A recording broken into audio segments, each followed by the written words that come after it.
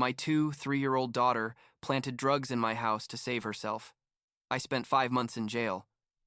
But when they found the messages between her and her dealer, justice was brutal. I'm 47 years old. I work as a warehouse manager at a medical equipment distributor, and what my daughter did to me 2 years ago basically destroyed everything I once considered my life. I spent 5 months in county jail for drugs I didn't even know existed in my house. Drugs that she planted there to save her own ass. And when I say this ruined my marriage, my reputation, my peace of mind, I'm not exaggerating one bit. People ask me how I can move forward after something like this, and the truth is, I don't know if I'm actually doing it or if I'm just faking it until it eventually feels real, you know?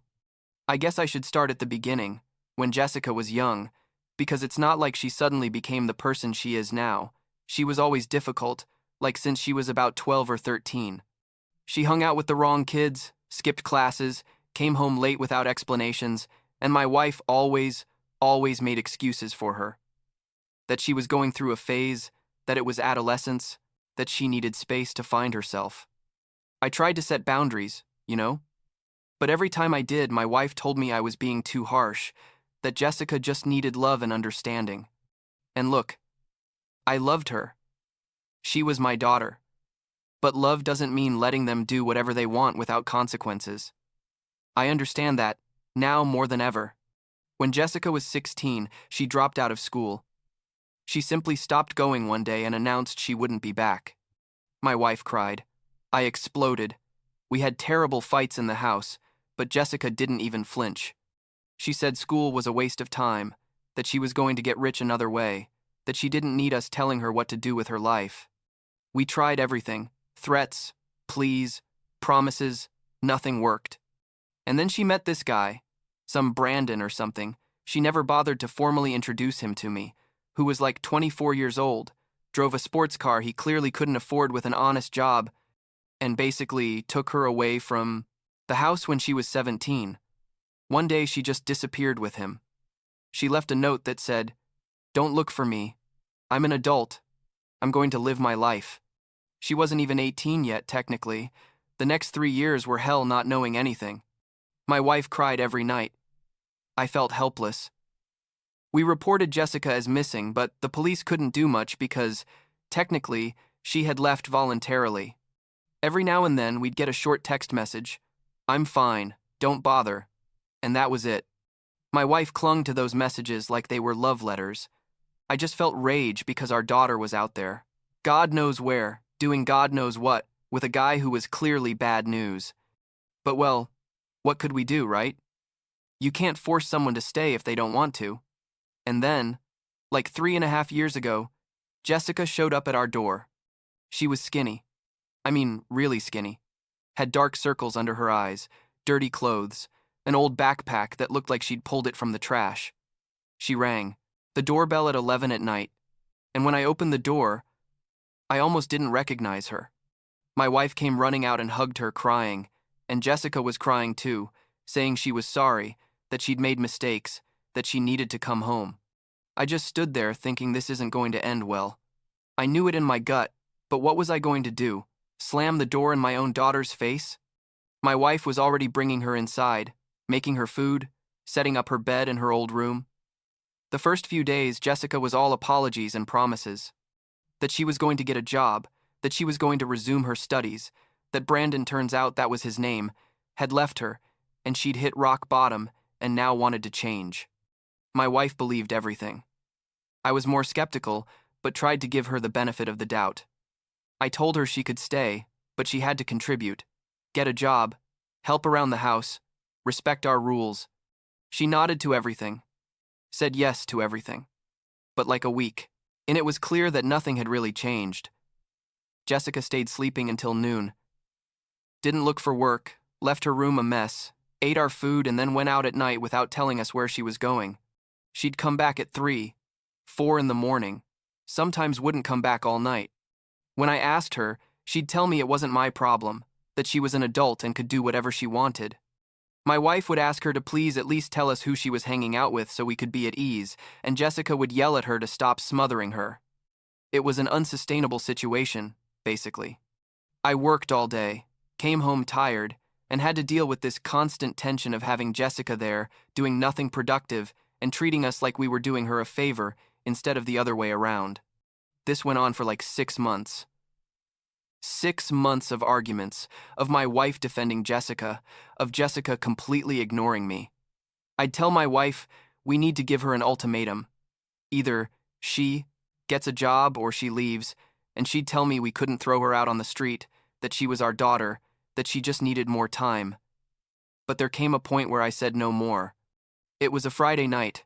Jessica had gone out again without notice, came back at 5 in the morning making noise, waking us both up. I went downstairs and told her it's over. You have 24 hours to find another place to live. She looked at me like I was trash and told me to go fuck myself. My wife came down in her pajamas crying, begging me to reconsider. But I'd already made the decision. I told Jessica, "Tomorrow at this time, I want you out of this house with all your stuff." What happened? Saturday afternoon still feels like a nightmare when I think about it. I was in the garage organizing some boxes. My wife was in the kitchen. Jessica was supposedly in her room packing. And suddenly I hear loud knocking on the door. I open it, and there are 2 police officers standing there with very serious expressions. They tell me, "Your name is such and such. We have a search warrant. We have information that there are illegal substances on this property." I was like, "What? This has to be a mistake. There's nothing like that here." But they were already coming in. My wife came out asking what was happening. Jessica came out of her room with a surprised face, but I swear I saw something in her eyes, like a spark of satisfaction that chilled my blood. The cops went straight to my bedroom. They didn't even search other places first. They went straight there like they knew exactly where to look. They moved the mattress, put their hands under the bed frame, and pulled out 3 Ziploc bags full of something that looked like white or brown powder. I don't know. I'd never seen heroin in my life, but I assumed that's what it was. There was a lot. I mean a lot. The bags were big, like the ones you use for lunch, but filled to the top. The officer held them up and told me, "This is yours." And I said, "What? No, of course not." I didn't even know that was there, but they didn't believe me. They told me they had an anonymous tip specifically saying I kept drugs under my bed, and there were the drugs exactly where the anonymous caller had said. They handcuffed me right there in my own bedroom. My wife was screaming that this was crazy, that I would never do something like this. But the cops were following their protocol, reading me my rights, saying, I was under arrest for possession of controlled substances with intent to distribute based on the quantity they'd found. I looked at Jessica seeking support, hoping she'd say something, defend her father, but she just stood there in the hallway with her arms crossed, and I swear when our eyes met she made like a little smile, an almost imperceptible smirk that basically told me, I did this, and you can't prove it. In that moment I knew with every fiber of my being, but I had no way to prove it. They took me into custody that same afternoon. The bail hearing was Monday, and they denied me bail because the prosecutor said the amount of drugs indicated I was a dangerous trafficker and a flight risk. A flight risk. Me, who'd lived in the same house for 23 years, who'd had the same job for 19 years, who'd never even had a traffic ticket. But there I was, in a county jail cell in an orange jumpsuit waiting for a trial that, according to my public defender, could take months because of the backlog in the courts. And it did take months. 5 months to be exact. 5 months of my life locked up with actual criminals, sleeping on a metal bunk, eating food that looked like dog food, calling my wife on a prepaid phone every couple days to hear her cry. The worst part wasn't even being locked up there, though that was horrible, obviously. The worst part was that my wife was starting to doubt me. I could hear it in her voice when we talked. At first, she was 100% sure of my innocence. Said she was going to do whatever it took to get me out of there, that Jessica must have seen something, that someone else put those drugs there. But after a month, 2 months, she started asking weird questions. Like if I'd had financial problems she didn't know about, if I'd ever experimented with drugs in the past without telling her, if I was sure there was no logical explanation for those drugs being under our bed. I'd yell at her on the phone. Well, as much as you can yell with guards listening. How can you doubt me? You know who I am. You know I'd never do this. and she'd say she believed me, but I had to understand that the evidence was there, that there had to be some explanation. Meanwhile, Jessica kept living in my house with my wife.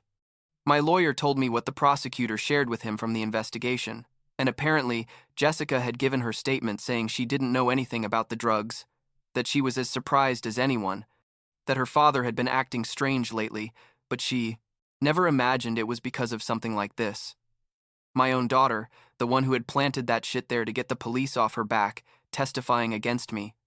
And my wife believed her, or at least wanted to believe her, because the alternative was accepting that our daughter was a sociopath who was willing to send her father to jail to save herself. The truth started coming out like 4 months in. The detective assigned to the case, a guy named Rodriguez who was younger than me but seemed to know what he was doing, started checking Jessica's phone as part of the routine investigation. Apparently, they'd requested a warrant to check all the phones in the house looking for evidence of distribution, and when they got into Jessica's, they found messages.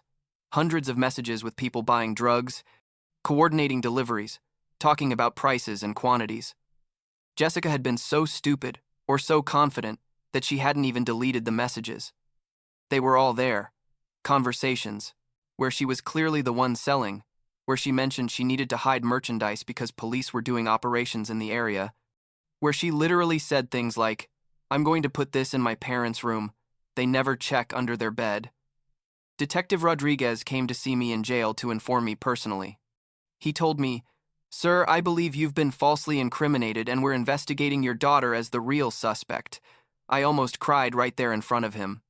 I told him what I'd suspected from the beginning, told him about the look Jessica had given me during the arrest, explained her behavior the previous months, the late-night outings, the refusal to work. Everything made sense. Jessica was dealing. She'd probably attracted police attention somehow, and when she knew they were going to search the house, she decided to plant the drugs in my room and make an anonymous tip so they'd get me instead of her. Besides the messages, they found other things. They analyzed. The bags, the drugs came in, and they didn't have a single fingerprint of mine, no trace of my DNA. Instead, they had partial prints that matched Jessica's. They interviewed neighbors, and several said they'd seen Jessica receiving suspicious visits at odd hours. People who'd arrive in cars, stay 5 minutes and leave. One even said he'd seen Jessica exchanging what looked like money with a guy in a blue Honda Civic. They talked to people from the neighborhood where Jessica had been living with Brandon, and it turned out she was known there as someone who got drugs. The whole case was falling apart, or rather, being rebuilt with Jessica as the criminal and me as the victim. They released me after 5 months and 2 weeks. There were no apologies, just a, "You're free to go, and here are your belongings." My wife came to pick me up, and the car ride home was the most uncomfortable of my life. She didn't know what to say. I was too angry to talk. When we got to the house, the first thing I did was go to my room. My room that was supposed to be my private space and that Jessica had violated in the worst possible way, and I just sat on the bed feeling disgusted. My wife told me Jessica wasn't there, that she'd gone to stay with a friend when the police came for her a few days ago. Apparently, they'd gone to arrest her, but she wasn't in the house. They found her like a week later. She was in a rundown apartment on the other side of town, a place that, according to the cops, was known as a drug spot.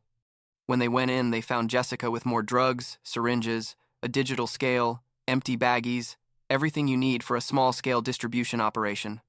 They arrested her right there, and this time there was no bail either. They made her stay detained until trial, which in my opinion they should have done with me from the beginning, but well, at least now she was getting what she deserved. Jessica's trial was relatively quick. The evidence was overwhelming. The messages, the drugs, found in the apartment, witnesses who placed her selling. Her lawyer tried to argue that she had addiction problems and needed help, not punishment, but the prosecutor presented evidence that Jessica wasn't just using but actively trafficking, and additionally had committed the extra crime of falsely incriminating another person, specifically her own father. They did toxicology tests on her, and she tested positive for heroin, cocaine, and amphetamines. Basically, she had everything in her system. She was found guilty of possession with intent to distribute, of filing false charges against an innocent person, and some other minor charges. The sentence was 8 years in a rehab and detention center for addicts. The judge said Jessica needed treatment, but also needed to face real consequences for what she'd done to me. 8 years. My daughter was going to be locked up until she was 31, assuming she behaved well and didn't get time added.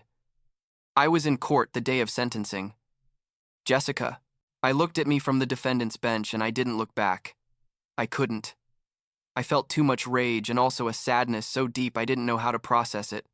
This was my daughter, the girl I'd carried in my arms, who I'd taught to ride a bike, and she'd betrayed me in the vilest way imaginable.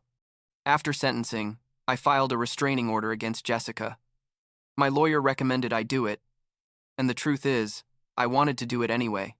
The order said that when Jessica got out of the rehab center, she was prohibited from approaching me, contacting me, or being within 500 meters of my house or my work. I knew this was permanent. That basically I was saying my daughter is dead to me. But what else could I do? Wait for her to get out and forgive her? Pretend that the 5 months I spent in jail because of her could be forgotten? No, that was never going to happen. The problem was, my wife didn't agree with this. She started visiting her at the rehab center, writing her letters, sending her photos, and family updates. I'd tell her, how can you keep supporting her after what she did to us, after what she did to me? And she'd say Jessica was sick, that she was an addict, that she needed her mother's love now more than ever. I'd respond that Jessica wasn't sick when she planted those drugs under our bed, that was a calculated and evil decision, that being an addict doesn't excuse ruining another person's life. But my wife couldn't or wouldn't see things that way. We started fighting constantly. Every time she mentioned Jessica, I'd explode. Every time I expressed my rage, she'd accuse me of having no compassion. The situation became unsustainable. I'd survived 5 months in jail, thinking that when I got out I could rebuild my life, but it turned out my life was destroyed anyway. My job had kept my position because legally they had to, but everyone looked at me differently. Some coworkers clearly believed I'd been guilty and had only gotten out on a technicality. My reputation in the neighborhood was ruined. People whispered when I walked by. And now on top of that, my marriage was disintegrating because my wife refused to cut ties with the person who'd done all this to me. Like 8 months ago, I told my wife, I couldn't go on like this. I proposed couples therapy, she agreed. We went to 3 sessions, but it didn't help at all because the problem was very simple. She wasn't going to abandon Jessica, and I wasn't going to forgive her. There was no middle ground there, no possible compromise. So we separated. I moved to a small apartment on the other side of town, a 2-bedroom place that feels empty and sad, but is better than staying in that house full of bitter memories. My wife stayed in the house. We're still technically married because neither of us has started divorce proceedings, but it's a matter of time. The marriage is dead. We both know it. Now I live alone in this apartment, go to work where everyone treats me with cold, professional courtesy, but nobody invites me for beers after work like before, come home, watch TV, fall asleep. Weekends are the worst because I have too much time to think. I think about how Jessica ruined my life without any remorse. I think about how my wife chose our daughter over me despite everything that happened to me. I think about the 5 months I lost, about how I felt every night in that cell knowing I was innocent but unable to do anything about it. I think about how Jessica's going to get out someday and is going to try to contact me. I know she will. And I don't know what I'm going to feel when that happens.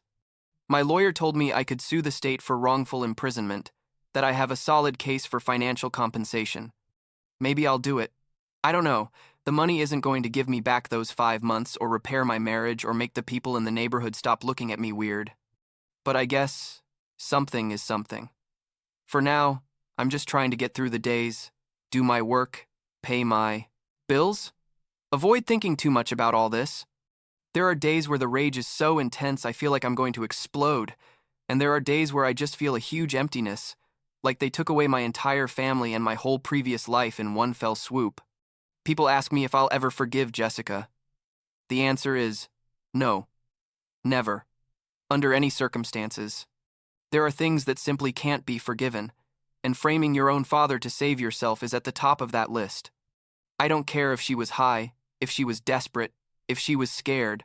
None of that justifies what she did. She deliberately ruined my life, and the truth is, part of me doesn't even consider her my daughter anymore. She's just a person who shares my last name and my blood, but who proved capable of an evil I can't even begin to comprehend. My wife says that with time I'll soften, that I'll find in my heart the capacity to forgive. But she didn't spend 5 months in jail feeling helpless and betrayed. She didn't have to endure her own daughter looking at her with that cynical smile while they handcuffed her. So her opinion doesn't count for much to me right now. I suppose eventually I'll have to deal with my feelings in a more constructive way, maybe go to individual therapy, but for now, I'm simply surviving day by day in this new limbo that is my life.